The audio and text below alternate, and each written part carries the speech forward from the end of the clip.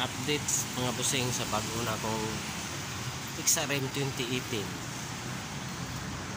Nasa na ako'y giusab kung sa ligid niya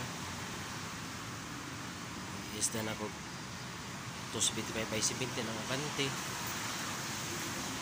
ang atras 300/17 para mura siya mutard. Ano na siya mga boso, nobila lisda na ko protap ang ibo ng protaper. Ano na siya mga boso,